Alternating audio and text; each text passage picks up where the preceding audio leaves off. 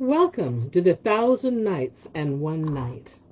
And now, when it was the 45th night, she said, It hath reached me, O auspicious king, that the Caliph, after marvelling at his eloquence of tongue and sweetness of speech, said to him, Draw near to me. So he drew near, and quoth the king, Tell me thy tale, and declare to me thy case.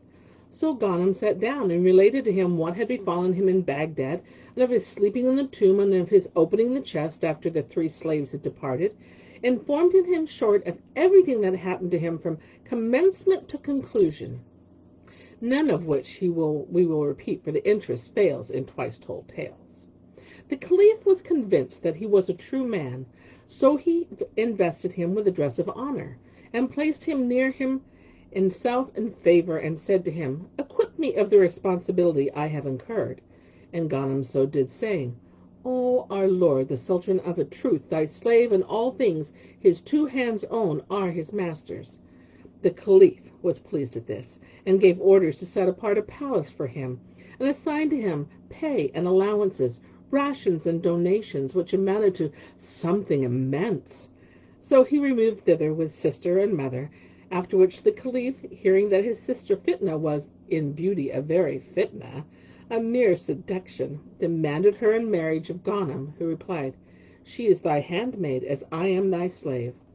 The Caliph thanked him, and gave him 100,000 dinars, then summoned the witness and the Qazi, and on one and the same day they wrote out the 2 contracts of marriage between the Caliph and Fitna, and between Ghanim bin Ayyub and Kut al-Kulub, and the 2 marriages were consummated on one and the same night. When it was morning, the Caliph gave orders to record the history of what had befallen Ghanim from first to last, and to deposit it in the royal monument rooms, that those who came after him might read it and marvel at the dealings of destiny, and put their trust in him who created the night and the day. Yet, O auspicious king, this story to which thou hast deigned give ear to is in no wise more wondrous than the tale of King Omar bin al-Nu-uman and his sons Sharkan and Zu al-Makan, and what befell them of things seldom seen and peregrine.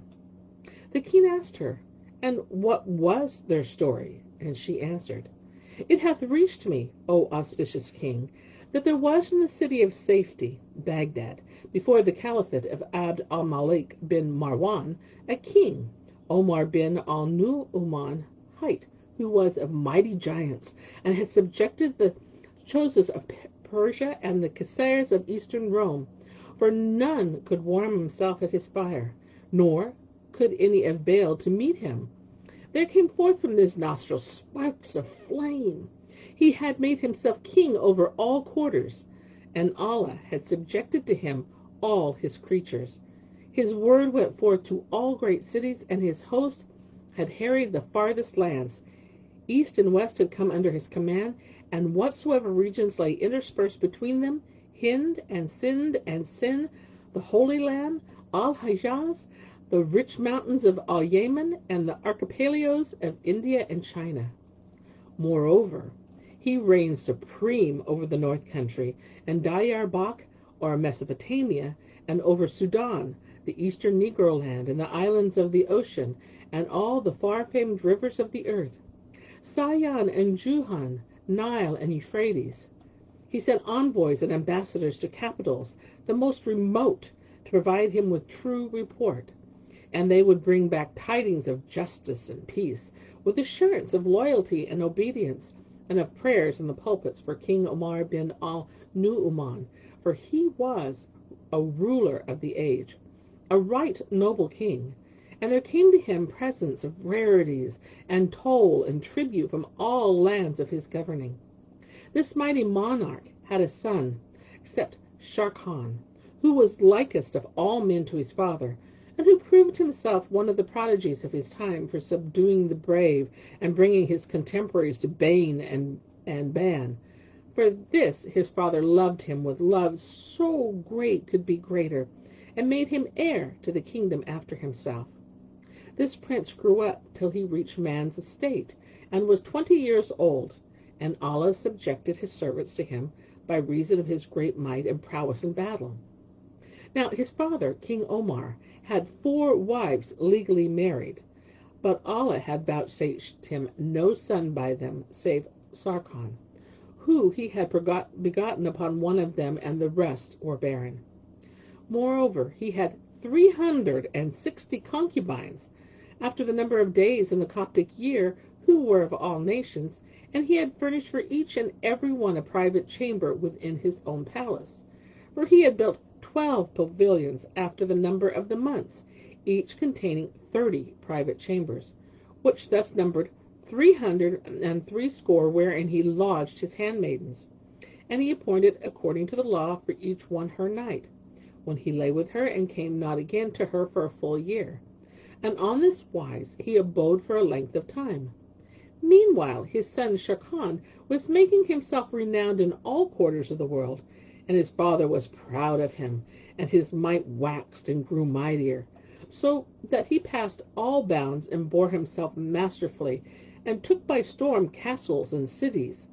Presently, by decree of the decreer, a handmaid among the handmaids of Omar bin Nu'man became pregnant, and her pregnancy being announced to the harem, the king was informed thereof. Whereupon he rejoiced with exceeding joy, and said, "Happily will be a son, and so all my offsprings will be males." Then he documented the date of her conception, and entreated her with all manner of kindness. But when the tidings came to Sharrkan, he was troubled, and the matter seemed to him a sore one, and a grievous one, and he said, "Verily, one cometh who shall dispute me with the sovereignty." So quoth he to himself, "If this concubine bear a male child, I will kill it." But he kept that intention hidden in his heart. Such was the case of Shakaran. But what happened in the matter of the damsel was as follows. She was a Romania, a Greek girl by name Sophia, or Sophra, whom the king of Roman and the lord of Caesar had sent to King Omar as a present, together with great stores of gifts and rarities.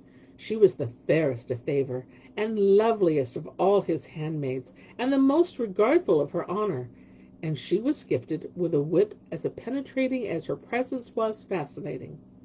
Now she had served the king on the night of his sleeping with her, saying to him, "O king, I desire of the God of the heavens that he bless thee this night with a male child by me, so I may bring him up with the best of rearing, and enable him to reach man's estate perfect in intelligence, good manners, and prudent bearing," a speech which much pleased the king.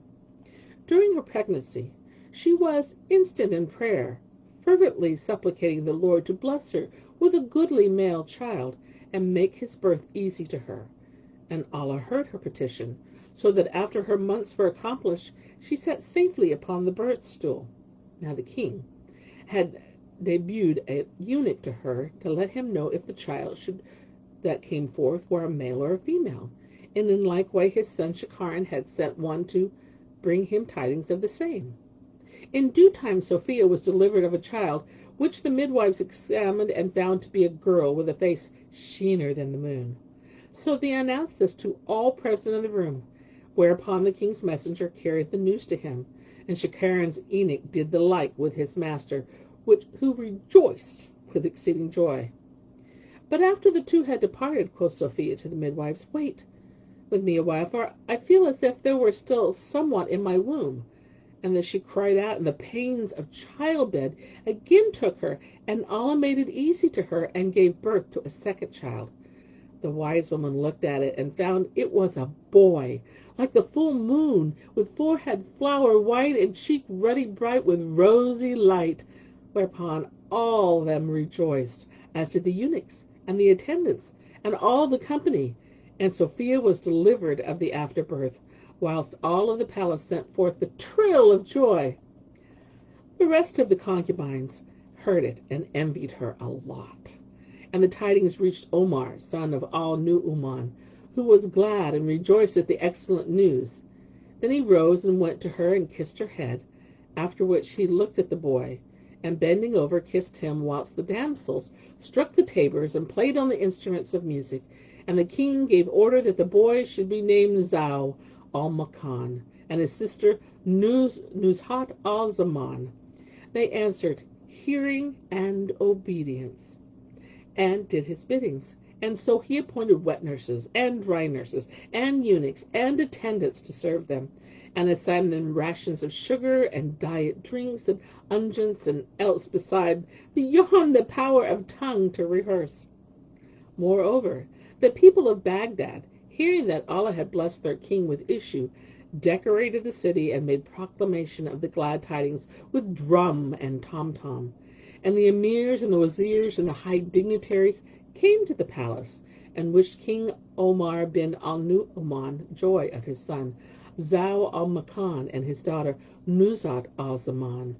Wherefore he thanked them, and bestowed on them dresses of honor, and further favored them with gifts, and dealt largesse to all, gentle and simple, who were present. After this fashion he did for full 4 days. And he lavished upon Sophia raiment and ornaments and great store of wealth. And every few days he would send a messenger to ask her after her and the newborns. And when 4 years had gone by, he provided her with the wherewithal to rear the 2 children carefully, and to educate them with the best of instructions. All this, while his son Shakaran knew not that a male child had been born to his father. Omar, son of al-Nu-uman, having news only that he had been blessed with the birth of Nuzhat al-Zaman, and they hid the intelligence from him until days and years had sped fast. Whilst he was busy battling the brave and fighting single-handed against the knights. One day, as King Omar was sitting in the palace, his chamberlains came into him, and kissing the ground before him, said, "O king, there be come ambassadors from the king of Rom, lord of Constantinople the Great, and they desire admission to thee and submission to thy decree. If the king command us to introduce them, we will do so, and if not, there is no disputing his behest." He bade them enter, and when they came in, he turned to them, and courteously receiving them, asked them of their case, and what was the cause of their coming. They kissed the ground before them, and said, "O king, glorious and strong, O lord of the arm that is long, know that he who dispatched us to thee is King Afridun, lord of Iona land, and of the Nazarene armies, the sovereign who is firmly established in the empire of Constantinople, to acquaint thee that he is now waging fierce war, and fell with a tyrant and a rebel, the prince of Caesar. And the cause of this war is as follows. One of the kings of the Arabs, in past time, during certain of his conquests, chanced upon a hoard of the time of Alexander, whence he removed wealth past compute, and amongst other things 3 round jewels, big as ostrich eggs, from a mine of pure white gems, whose like was never seen by man. Upon each were graven characters and Ionian characters, and they have many virtues and properties. Amongst the rest, that if one of these jewels be hung round the neck of a newborn child, no evil shall befall him, and he shall neither wail, nor shall fever ail him, as long as the jewel remain without fail. When the Arab king laid hands upon them and learned their secrets, he sent to King Afridun presents of certain rarities, and amongst them the 3 jewels aforementioned, and he equipped for the mission 2 ships, one bearing the treasure, and the other men of might to guard it from any one who might offer hindrance on the high seas, albeit well assured that none would dare weigh his vessels, for that he was the king of the Arabs, and more by token that their course lay over waters subject to the king of Constantinople, and they were bound to his ports. No, were there on the shores of that sea any save the subjects of the great King Afridun.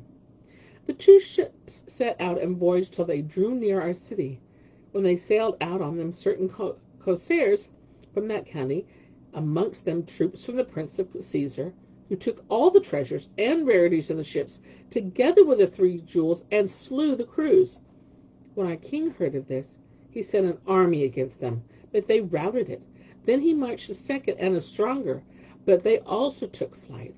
Whereupon the king waxed wroth, and swore that he would not go forth against them save in his own person at the head of his own army, nor would he turn back from them till he had left Caesar of Armenia in ruins, and had laid waste all the lands and cities over which her prince held sway.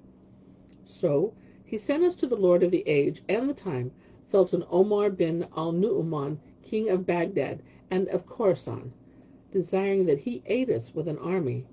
So may honor and glory accrue to him, and he hath also forwarded by us somewhat of various kinds of presents, and of the king's grace he begged their acceptance and the friendly boon of furtherance. Then the ambassadors kissed the ground before him, and Shahrazad and perceived the dawn of day, and ceased to saying her permitted say. And so too I end my tale for this day, till it be morrow.